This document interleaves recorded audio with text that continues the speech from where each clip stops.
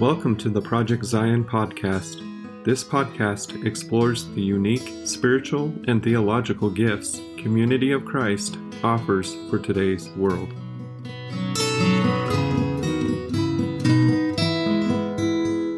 Welcome to Project Zion podcast. This is Cuppa Joe, where we explore restoration history with our historical guides and theological guides here, Lach, Mackay, and Tony Chvala-Smith. I'm your host, Karin Peter. I'm along for the ride, and it's always interesting in these conversations. So in this series, we're following the development of the church as it was known as the RLDS Church, or the reorganization, and into our journey as Community of Christ. And we're looking at important church events in their historical and cultural contexts. And we're also looking at corresponding theological developments during those times and how they impacted the church, some of which we can still feel and see today. So I'm excited that today we're talking about an interesting fellow in the history of the church and church leadership, and that is Fred M. Smith. We refer to him as Fred M. when we're talking about him. I don't know how he might have felt about that, but that's how we do. So let's talk about that. I think we're going to start with Lach. You're going to give us some historical context and a little bit of information about Fred M. Smith. So please begin.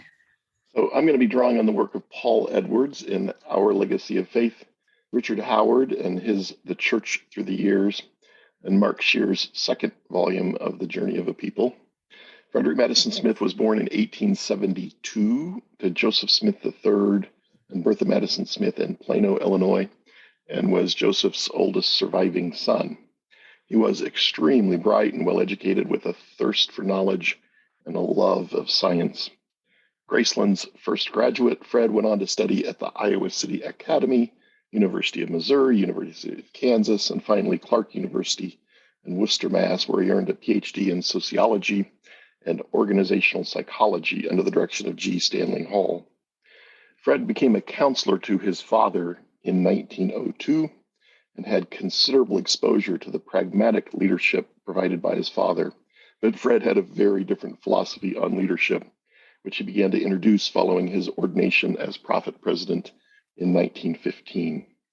As a result, the first 10 years or so of Fred's tenure as president would be defined by what Dick Howard describes as the struggle to find the boundary between theocratic rule and common consent. Fred's leadership style, as well as his vision for the building of Zion, central element of his presidency, was certainly influenced by his time in Massachusetts.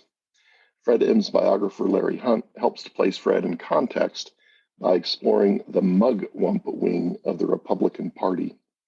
Due in part to their opposition to slavery, Joseph III was a Republican for much of his life, and Fred shared his father's views.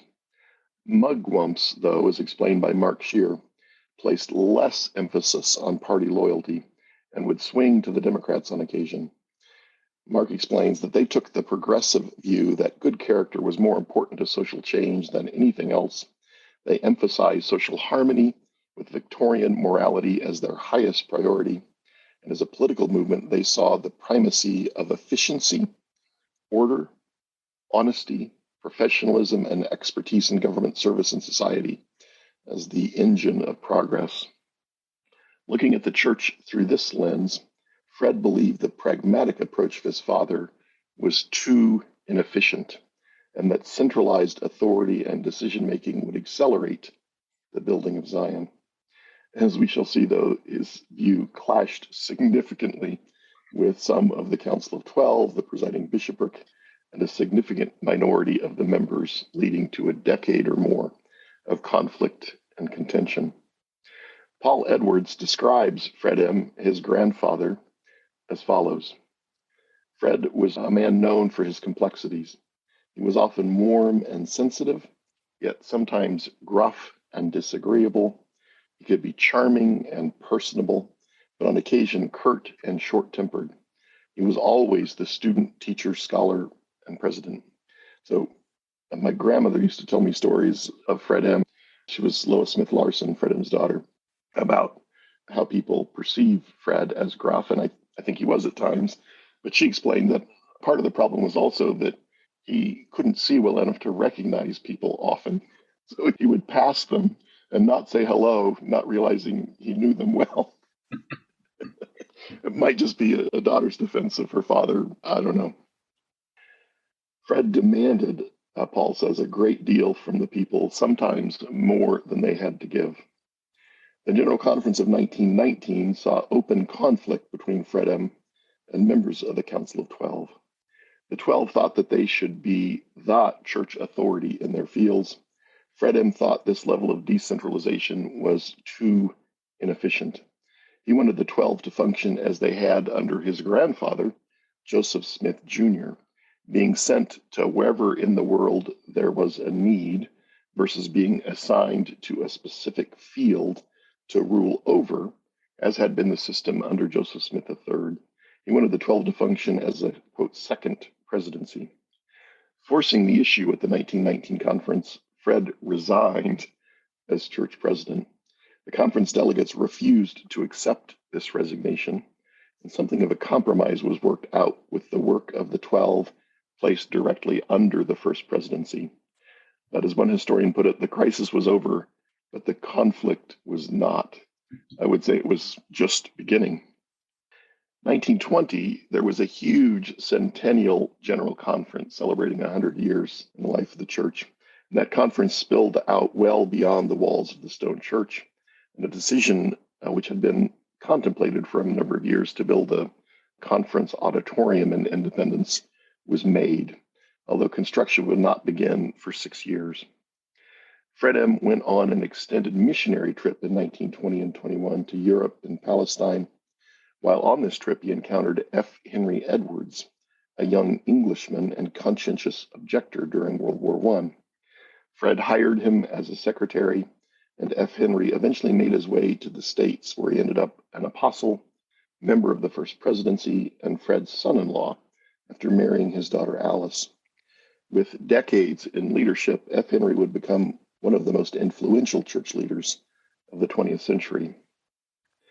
By 1922, the 12 were loudly complaining about FM's expenses. I've got a pamphlet where they're just blasting him for spending too much. In the margin, he wrote a note. It says, "I can account for every penny and will leave the church a pauper." I don't think his defense swayed a lot of people, though. He did keep meticulous notes on his expenses. And again, that 1.5 year long missionary trip had to be very expensive. He kept meticulous notes, as I think almost all church leaders did. But he was spending significantly more than other church ministers.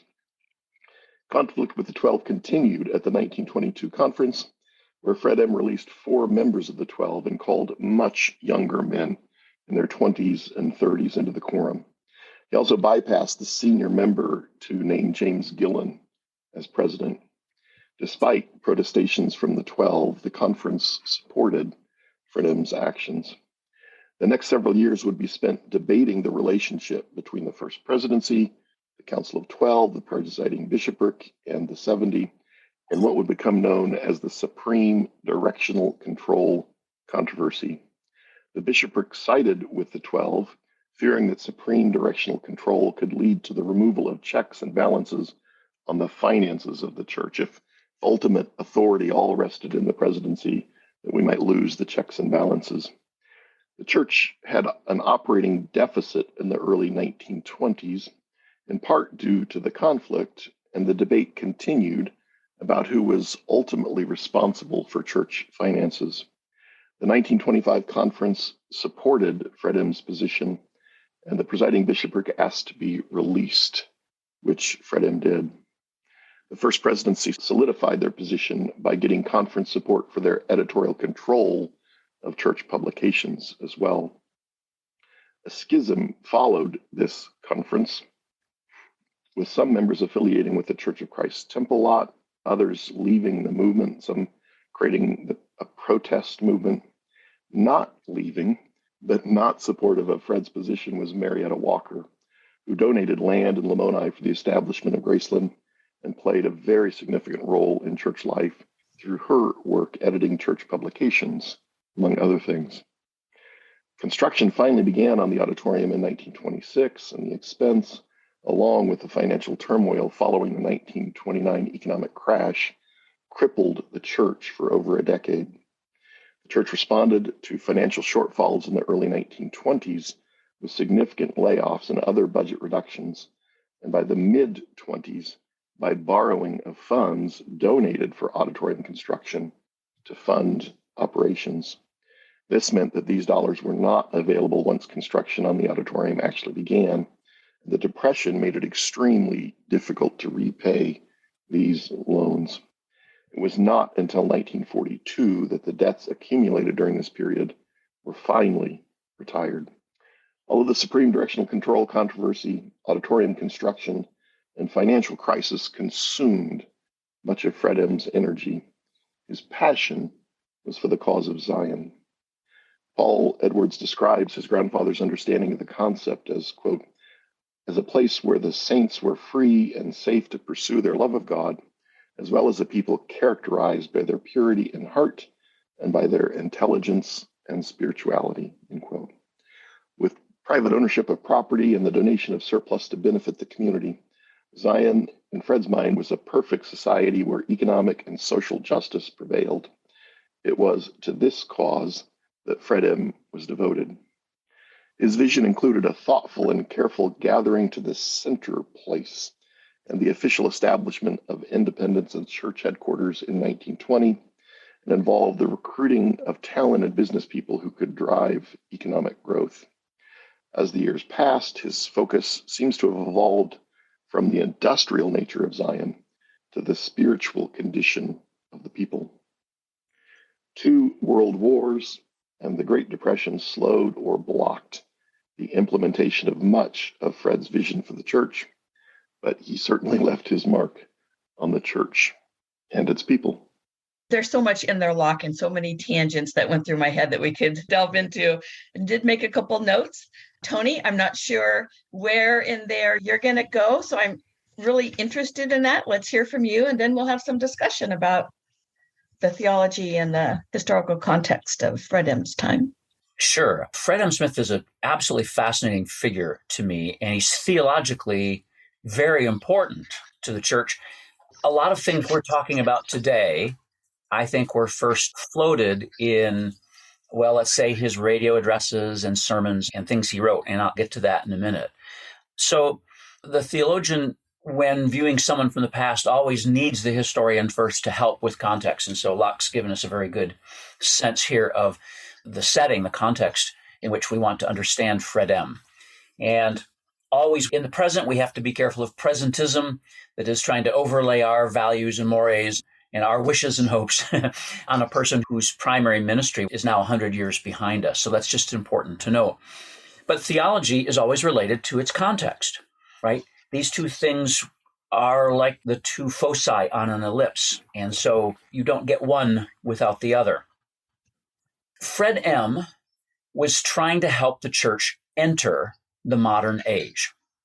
When theologians and philosophers and historians talk about modernity, typically they mean a period of time starting roughly in the early 1600s, and then it arcs into the 20th century.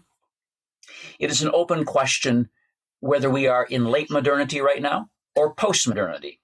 And I'll leave that question aside for the moment. But the modern age was characterized by the discoveries of modern science. It was characterized by a kind of reticence to let tradition have the final word on stuff. And right now I'm relying on a book by Daryl Jodok. He has a great summary of what the modern mentality really is about, and I'm just simply relying on Jodok's book. I think it's quite helpful. Modernity, especially from the Enlightenment period on, had a kind of built-in optimism. Human beings are able morally and intellectually to solve all of our problems.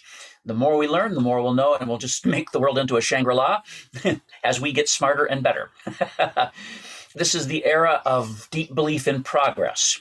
And these modern values were deeply important in shaping the ethos of white America from the post-colonial period on. And yet, modernity also includes new ways of thinking about reality, religion, spirituality, that created lots of struggle for people of more traditional mindsets. So what Fred M is doing is recognizing that the church of the 20th century has to live in the 20th century, has to be credible in the 20th century. That's a good theological instinct. It's our instinct today as we're trying to figure out how can, in a post-ecclesiastical or post-ecclesial world that many of us now live in, how can we talk credibly about church and Christianity and spirituality? That's kind of our struggle today.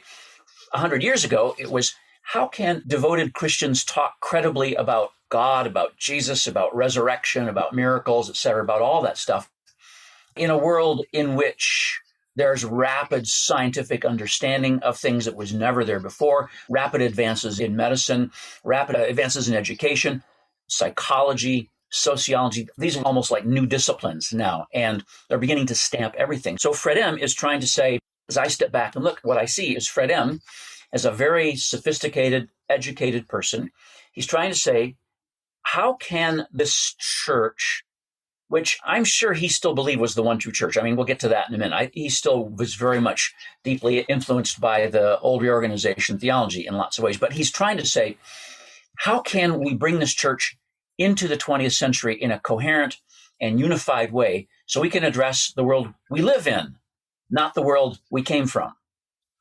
Lach mentioned Paul Edwards' one-volume history. And in that chapter on Fred M, Paul makes a great differentiation. He says, Joseph Smith III was an old world person. Fred M. Smith was a new world person. In other words, Joseph III grew up in the era of horse and buggy, and industry would have been smallish industry, and a very rural country, nothing like radio. Yet Fred M. grows up and comes of age in a country that is now connected very well by rail, a country in which there is now the possibility of radio addresses, and he gave lots of them, lots of radio sermons, a country in which industry is rapidly becoming huge. And it's quite interesting that supreme directional control as a model for organizing and running the church sounds strangely similar to me to how perhaps the Ford Motor Company circa 1925 might have organized itself. There's somebody at the top and the buck kind of stops there. And then there's these subcategories under the person at the top, and all kind of authority flows down. So if you took Fred M's ideal organizational chart and laid it alongside a Ford Motor Company chart, a General Motors chart, they would have looked very similar. And that's because he's thinking in modern terms of efficiency, productivity, control of message, and not necessarily in a bad way, but in terms of how do we be consistent, right? So he inherits a church that has an underlying theology that goes back to the preaching charts, which Charmaine and I did a podcast on that a few years ago. We walked through one of those preaching charts, the 1912 one, which though it was created in 1912, the theology on it is 1870s, 80s. It goes all the way back. That was sort of the underlying theme of the reorganization. And that is the kind of theology that would have shaped Fred M growing up. But Fred M, as an inquisitive modern person who wants to learn stuff, who knows that science now teaches us new things, he's stuck trying to, how do you assimilate these two things together? In my view, that's his personal spiritual struggle. How do you do that? But he also inherits a church in which Apostle so-and-so over in this area might be focusing on this theme, right? Might be focusing on preaching about the afterlife. Well, Apostle so-and-so over here might be solving local pastoral problems, and Apostle so-and-so over here might be talking about Zion and about how I sure hope we'll gather independence someday soon. So in other words, he inherits a church in which there's a lot of local autonomy in terms of message. And his view of the church is that the church needs to be a powerful socializing force. You can't do that. You can't be socially influential if you've got 14 different messages, each member of the Council of 12 and the presiding bishopric, and then the presidency. You've got basically 14 churches, as different historians have pointed out. And you can't, in Fred M's social gospel terms, you can't Christianize society if you've got 14 different messages. So this is kind of the theological context in which he's working. And one of the most interesting things about Fred M is that he clearly understands and has read some of the Protestant social gospel theology that's available in that time. Now, this is always tricky because it's not until F. Henry Edwards and sometimes Arthur Oakman, but then even later, where you have church leaders who are willing to footnote and quote where they're getting stuff from. At some point in my future, I'm going to be doing a deep dive into Fred M's material in the archives. I want to see if he actually footnotes Walter Rauschenbusch, the great social gospel theorist. But I don't actually need to see that he did, because I know enough Rauschenbusch to know that I can spot Rauschenbusch quotes or phrases or ideas on various pages of Fred M's printed sermons. Let me give you an example. Fred M preached a sermon in 1924, and the title of the sermon was Christianizing Society, January 6, 1924. It's a radio sermon. So one of Walter Rauschenbusch's great theological books was Christianizing the Social Order. Right there in the title of the sermon, my professor's pen comes out and says, can you footnote this title? Where are you getting this title? But then the sermon is fascinating. And you can find themes like this in a number of Fred M sermons. I'm actually looking at Volume 1, Theology and Philosophy, the writings of President Frederick M. Smith, compiled by Norman D. Ruach. These are great for getting at his theology. But listen to this. Fred M. says, the social dynamic of today, 1924, being self-serving interests, it is not Christian. For in a truly Christian nation of society, the dynamic will be love, not self-love, but love of neighbor based on love of God. This means a pervasive consciousness that God is and that our fellow man stands beside us as a brother, end quote. And I'll just put in parentheses, SIC, indicating this is Fred M's masculine language from the 1920s. We just let him be who he was in the 1920s on that. But did you hear that? I mean, he's living in an age in which there's this rapid growth of huge corporations that have immense power. I mean, even before him, President Theodore Roosevelt's having to deal with monopolies and stuff like that. But Fred M is looking at American society and the rise of industry and the rise of business capitalism. And he's saying there's nothing Christian about this. What guides this is self-love, self-interest, basically, you could say. But the dynamic of a Christian society would be love of neighbor. And here's that phrase that was so popular in the early 20th century, love of God and treating our fellow man as a brother, right? Fatherhood of God, the brotherhood of man, that became a sort of tag in various forms of Protestant liberal theology. And in lots of ways, when you read Fred M stuff, at least what I see is I see connectors to the prevailing Protestant liberal theology. The term liberal here is with a capital L. It is a particular brand of Christian theology, primarily Protestant, in the late 19th, early 20th century that sought to accommodate and update Christian beliefs and values to fit a modern mentality. And it is still with us in lots of ways. When we teach modern critical exegesis of the Bible, that is an inheritance from the liberal tradition. So I'm mentioning this because, unfortunately, in American public discourse, the term liberal has become pretty much like a four-letter word, which is really, really sad. But this was the tradition that was partly shaping Fred M. Smith. So he goes on in this sermon and says, admit then that we are socially and industrially activating on a wrong basis, right? Our society is being built on self-love and self-interest. That's the wrong basis. What is the remedy? He says the answer is obvious. Christianize the social order. That phrase just tastes and smells and feels of Walter Rauschenbusch's theology. But how? Obviously, again, by Christianizing industry.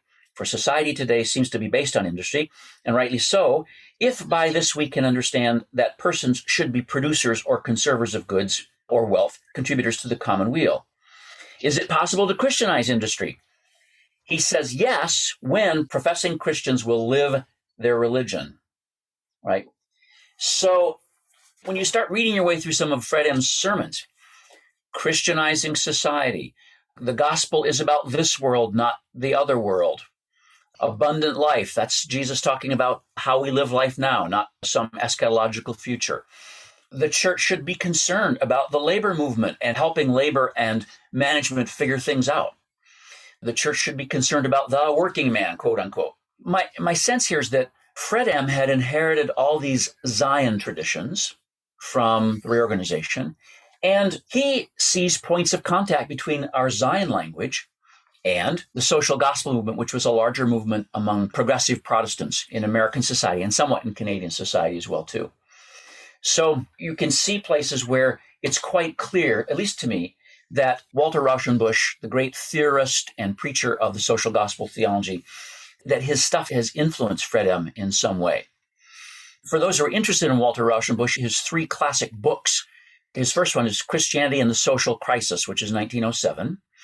And the second one is Christianizing the Social Order, 1912. And then his Theology for the Social Gospel is 1917. That's his magnum opus in which he lays out what would a theology of the social gospel look like. And these are all powerful, magnificent works. You can tell they're from the early 20th century, but also when you read them today, you think, I think he's speaking to some of our stuff too. Right?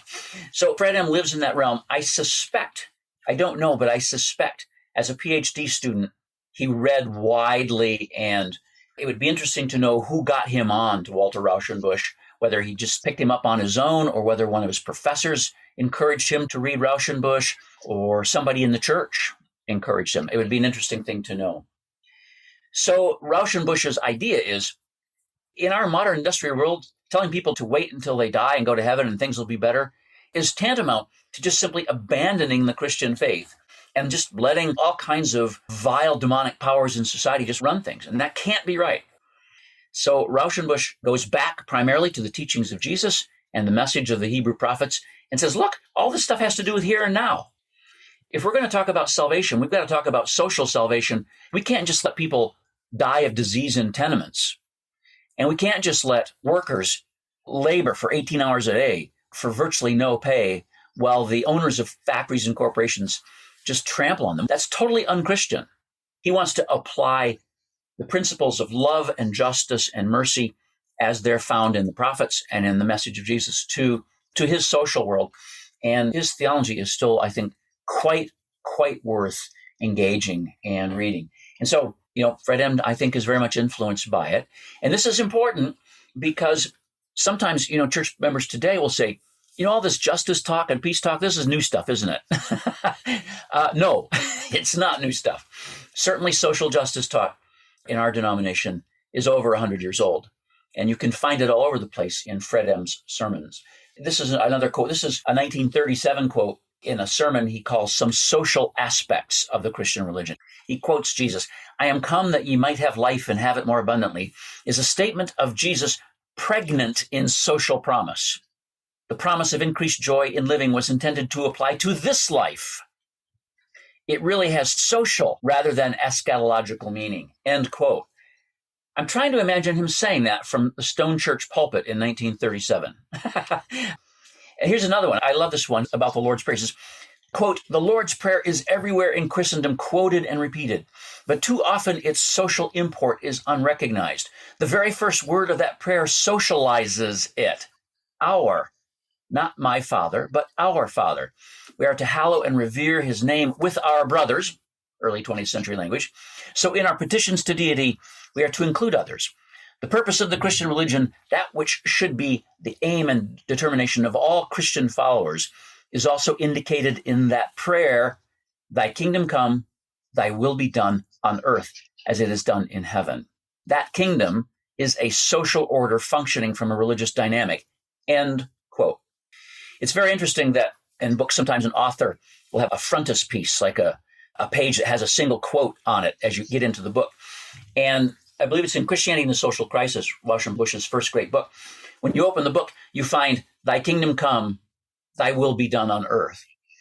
Fred M very much fits in this context of progressive Protestants trying to figure out how to apply Christian principles to the complexities of the modern world and how to find within Christianity resources to deal with the problems that plague early modern society, especially industrial society. Fred M's all over that. The church generally was picking up on this. Once upon a time, the former archivist at church headquarters, Ron Romig, found a flyer in the archives. It was dated from the 1920s or 30s. It was hard to know where it came from, but I'm looking at a copy of the text on the flyer. This was something that in some place reorganization missionaries were handing out. And it says this: the Latter-day Saint program, social reform by individual regeneration, every man having opportunity to be his best, to do his best for the good of all, love the dynamic, righteousness the principle, justice the basis of social relationship, to organize such men and women into the kingdom of God, to provide all with suitable means, which with their talents become their stewardships, each one being brought to the task he is able best to perform, the product to be distributed so that none has less than is needed, and no one has more than he can use. End quote. That was a flyer that reorganization preachers were handing out somewhere in the 1920s. And it obviously shows some of the same influences you see in Fred M's stuff. But gracious, if you passed out that flyer at church today, somebody would surely say, oh my God, that's socialism. We can't have that. And well, sure enough, lots of reorganization members were attracted to political socialism in the early 20th century because it connected to their beliefs about Zion and whatever they knew of the then current social gospel theology. I think that is so cool. Now, just one final thing about Fred M that I'll mention now, and we can jump into conversation about him.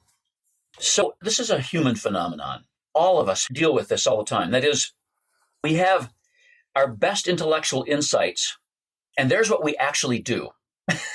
On the one hand, our best intellectual moral insights, and then what I actually did today.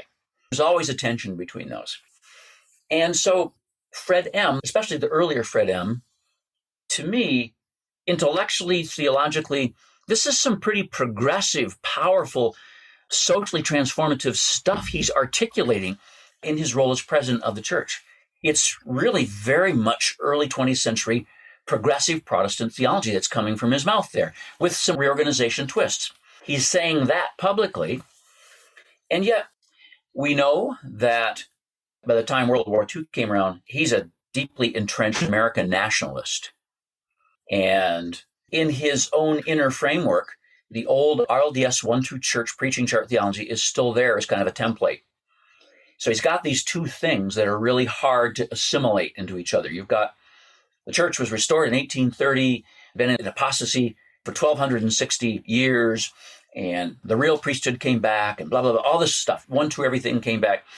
And we are the ones who have it in the reorganization. And all other churches are just the churches of men, all that stuff.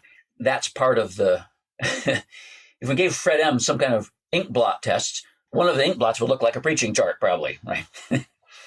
And yet he's reading stuff that is very contemporary, that touches something deeply true in his reorganization experience, and that gives him language to articulate that experience in a way that has an ecumenical feel to it. Notice he's giving radio addresses and he's using Christian this, Christian that, Christianizing this. He's not saying reorganize this, reorganize that. And he speaks of Christianity generally and not simply the restored gospel only. Yet he's got both things in him. And these, I think, these sit like oil and water. They're really hard to blend. You'll see this in Arthur Oakman a generation later, who on the one hand can articulate very profoundly, classically Trinitarian, Orthodox Christian theology, and then turn right around in the same address, talk about the boy prophet who restored real Christianity. It's like, how do you do this? You've got both of these things going on in your head at once. They did not yet have a means by which to bring these into a creative synthesis in some way, and a creative synthesis that would have included critique of some of the old reorganization themes they'd inherited. Now, in order not to be just critical of them, but critical of ourselves, we all do this too.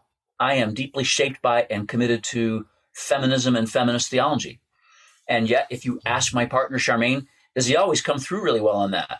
She would say, sometimes the old white male paternalism comes out of Tony, right? In other words, I have deep commitments to things that I believe are true. And yet, in my practice, sometimes they don't come out. I haven't fully internalized, assimilated, transformed myself by them. And I think that's true theologically. We can hold very, very incredibly thoughtful, profound, critical theological views that we believe are true. And yet there may be aspects of our life in which that truth has not yet had a chance to sink in. We may not know how for it to sink in. I think that's Fred M's situation. He is the prophet of the one true church. He's a grandson of Joseph Smith, the prophet. On the other hand, he has a PhD, and he's read widely, and he's obviously influenced by contemporary progressive Protestant theology of the social gospel type, and he likes it and uses it. We human beings have got lots of ambiguity surrounding us, and that's okay. That's what being human is about. But I just want to point that out. So anyway, I think we're quite beholden to him in lots of good ways that we haven't fully articulated yet. Our justice themes today, if we want to draw lines, we can draw them back that far for sure. My sense is that the lines got a bit hatched, a bit cut up during the Israel period, but that's a story for another time. That's a story for the next episode, actually, when we go there. I did want to continue on that thought for just a moment, Tony, because when we look at our current theological discussions and compare them to congregational discussions, we're still seeing that oil and water kind of thing. We talk about Zion, we have understandings and firm beliefs and dreams of Zion, and yet we still have a hard time congregationally figuring out what to do in our own neighborhood. So I think this isn't a new conflict congregations are facing. This is a long-term Christian conflict we can go back into and see the same conversation that's happening. Absolutely. And I think one of the dilemmas Fred M is facing is that modernity has as one of its values individualism. Right? The autonomy of the individual self. And so he's a modern person and he accepts that. At the same time, he's trying to form a church that offers a united theological front. Well, how do you do that? We're still talking about unity in diversity. And the diversity part we kind of have, the unity part less so sometimes. When we use the word community, 2/3 of that word is unity. And we have trouble with that because of the individualistic ethos that shapes the cultures of lots of places the church is. And so that's going on today. I have to tell you, it grieves me sometimes when I hear a sermon from a congregation on Zoom and somebody talks about the scriptures in a way that has nothing to do with Community of Christ's scripture statement, but sounds pretty much like they got it off an evangelical website. And this is a perfect example of, here's our public theology. It's really good, but it kind of seeps in slowly in some places. So Lach, I want to come back to you and ask if you have some thoughts or comments based on what we heard from Tony. Before I do, I want to say something in defense of church leaders who didn't cite sources contextually. The populace of the church, the body of the church, didn't want to hear sources at that period of time. They wanted to believe everything was coming out of their prophetic leader. We still have a remnant of that in the life of the church. So I just want to defend that in a true Community of Christ way. So Lach, what came to the forefront for you as you listened to Tony's comments? So as I listened to Tony and as I dug into the FM story, I just kept getting drawn back to and keep getting drawn back to a Faulkner quote. The past is never dead. It's not even past. And it is stunning to me how similar the times are right now to the period we are discussing. Mm-hmm. From the financial crisis with a number of the same causes. It took us a long time, but we eventually forgot the lessons of the 1920s. From the move to have one U.S. field with multiple apostles, which we implemented for a month or two and then had to step back from for financial reasons. Now, let me preface this. I need to say this carefully. I don't think Steve Easy has one authoritarian bone in his body. But I'm not sure there has been a time since Joseph Smith Jr. that there has been more authority resting with the presidency, with the presiding bishop as a counselor in the presidency, and the director of field ministries moved from the Council of 12 to the presidency. It is just stunning to me. Oh my gosh, I love the Faulkner quote. And then, I don't know if people heard, but Lach just said, it's just like Groundhog Day. Very much is. It really is in lots of ways. And I have had conversations with people who had ancestors who were appointees during the 1920s who were released, and then they couldn't find jobs anywhere. And the pain of that has been reproduced many times in the last 20 years in the church, right? We're a church with big dreams, and a small bank account. And so we've been rather hindered at times by that. But yeah, it's fascinating to go back and read Fred M and say, we're sort of there too. And the social and theological content of these sermons couldn't even be preached in some churches in the United States today because it sounds so radically, I don't know how to say this, it sounds so radically not Republican. If you follow me. It's a real critique of hyper-individualism, of a culture of supra-selfishness, a culture in which corporations control every aspect of life in different ways, where corporate money can be hidden and it just flows into the kind of stuff that Fred M is speaking against in 1924 is stuff we're dealing with 100 years later in American culture. And it's a little harder, I guess, for the church to say that out loud today because of the polarized political environment that, at least in the United States, but perhaps other places too, you see that kind of polarization happening in Europe too. But my goodness, I suppose we could say what we have here is an example of how Fred M truly was prophetic. Mm-hmm. Right? He was, as prophet, he did what prophets do. He called out the social evils of the time and called the faithful to do something about it and not just sit there and hope for, as in the time of the prophet Amos. No, we're just hoping for the day of the Lord to come. It'll all be better then. And Amos is like, dude, the day of the Lord, if that comes, it's not going to be a happy day for you. So let justice roll down like waters now, right? And so Fred M is being prophetic. And sometimes, when Charmaine and I are teaching Community of Christ theology classes and we come to Fred M, there's a sort of natural reactiveness and aversion to supreme directional control. Nobody likes the word supreme anymore, unless you're at Pizza Hut, I suppose. But look, how do you become a viable, socially transforming force, right? Is it by everybody going their own way, making up their own story as they go along? Or is there some need to have a cohesive center out of which we act and think and work together as a community? I mean, I sort of align with Fred M on that. I think that's a good instinct. And it is a conversation that we're having today in the life of the church.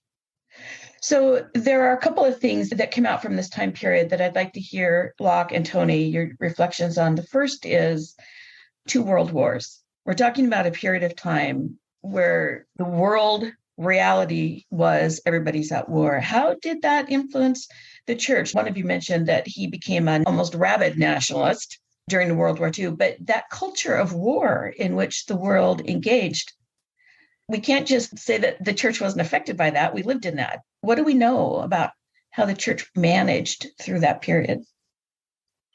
I need to do more work on it, but it had to have a profound impact. And I guess I can't imagine that it wouldn't.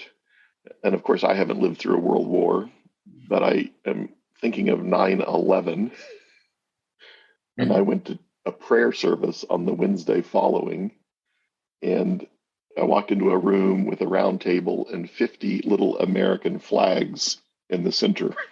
Mm-hmm. There was all kinds of folks killed, of course, in the World Trade Center, but it was all about the Americans and just that knee-jerk embrace of nationalism. It was stunning how quick it happened, and I think we're still in that. I don't think we've left that behind. Yeah. So I understand. I wish we hadn't done that. Mm-hmm. Yeah. But I kind of understand. One of my areas of doctoral study was modern European theology, and World War I shattered progressive optimism in Europe. For goodness sakes, trench warfare, poison gas, literally hundreds of thousands of casualties. A single battle, the Battle of Verdun in France, that lasts for 10 months with hundreds of thousands of casualties, a single battle. And so it was hard. It was hard in Europe after 1918 to say, well, everything's getting better and we're on the up and up. Because of geography, the United States is far removed from that. And while American veterans came back, having faced some of the horrible things in Europe, it wasn't in our front yard or backyard.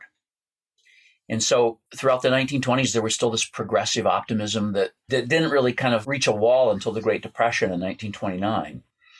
A theologian and ethicist that is influential to me, Reinhold Niebuhr, great American thinker.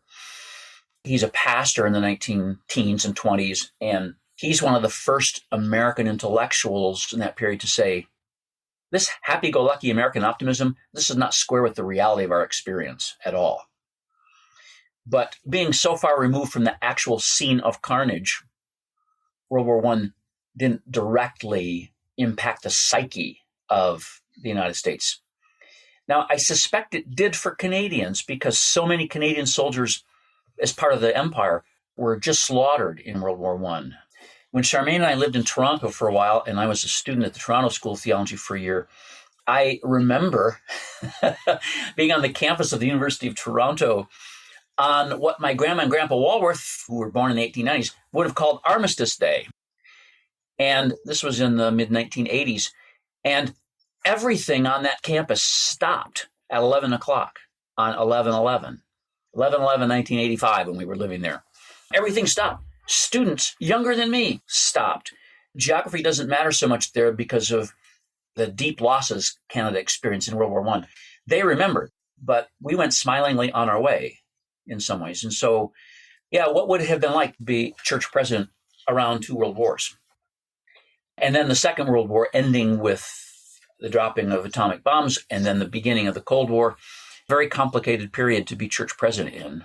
So I hear some restoration studies papers being born out of this when we start talking about the impact of world culture of war and theological life of the church. And Lach and I have nothing but time on our hands, Karin. So I know. My last question, it comes from Lach when you were talking about the conflicts that historically happened in the first 10 years of F.M. Smith's tenure as president of the church. We have a tradition in Community of Christ, the RLDS restoration tradition, that the people of the church simply do not back away from conflict.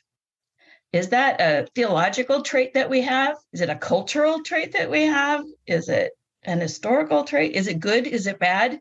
It's who we are, but we see it every time we have one of these discussions. We see that the body of the church, whether it's leaders or whether it's people at conference, whether it's people in congregations, we simply do not back away from conflict. Let's talk about that. Let's talk about moving toward Jesus, the peaceful one. Why is that part of our DNA? Here's another restoration studies paper, but I think that our relationship with conflict was profoundly changed by 1984 and ordination of women and the schism. And it seems like prior to that, I'm making this up, but that we were more comfortable with dissent and loyal dissent. And that after that, there was no room for open differences of opinion. And I say no, but much less room. And that it just became very difficult to express a differing opinion because it might lead to conflict. Mm-hmm. So now fear of conflict. Which would bring back all of the pain of the restorationist schism. I've not thought this through, but I do think we have a different relationship with conflict and dissent post 1984 than pre. Okay. Tony, any thought on that? Leading up to 1984, there were deep theological shifts happening in the church in terms of what leadership were learning and seeing and needing to say. And in my view, there came a point where an old line preaching chart restorationist mindset was simply no longer going to be compatible with a new view of the reorganization and subsequently Community of Christ, which tried to locate our identity not in being a restoration of anything, but in working to restore just relations in society. And we're not going to repeat theologies that are easily falsifiable, right? Like there was an original New Testament church that had our priesthood office. After 1968, we can't say that anymore with any kind of credibility, in my view, but there were lots of people in the church who simply couldn't go there, right? And their whole religious identity is tied up there. So, yeah, we've had a hard time with theological conflict and difficulty. I would say there was a point, though, at which the marriage no longer could work, if you follow me. And so I don't necessarily see the post-1984 schism as a bad thing. It would have been a toxic marriage from that point on if we tried otherwise. That's my view. I just think it changed how we engage in dissent and conflict.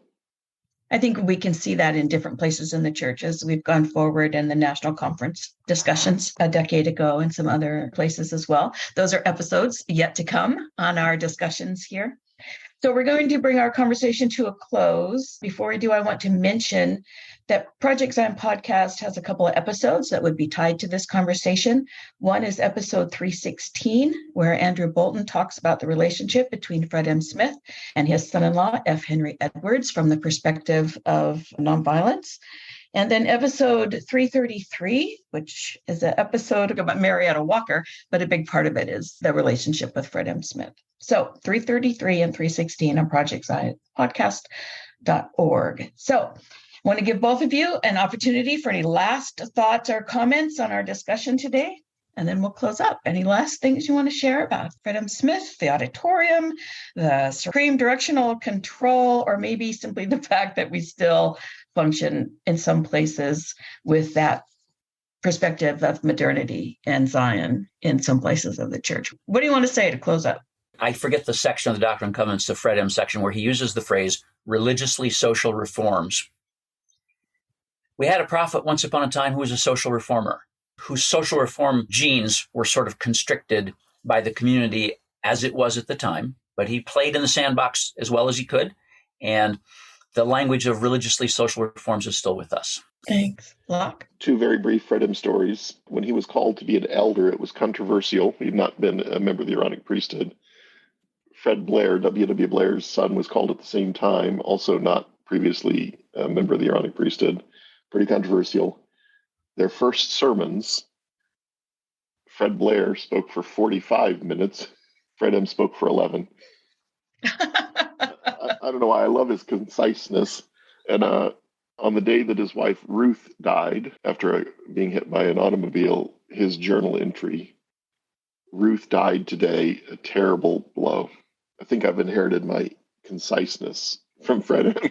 Thank you for those kind of stories. Humanize our past leaders in wonderful ways. So our next episode, friends, will be the aforementioned Israel A. Smith episode, and we'll be talking about our theological and historical journey through his leadership. In the meantime, be sure to catch up on all the topics Project Zion Podcast have at projectzionpodcast.org. And again, we thank Lach and Tony very much. I'm Karin Peter, your host. Thanks for listening.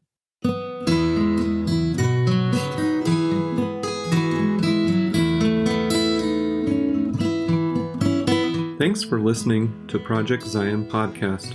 Project Zion Podcast is a ministry of Community of Christ. The views and opinions expressed in this episode are of those speaking and do not necessarily reflect the official policy or position of Community of Christ. The music has been graciously provided by Dave Hines.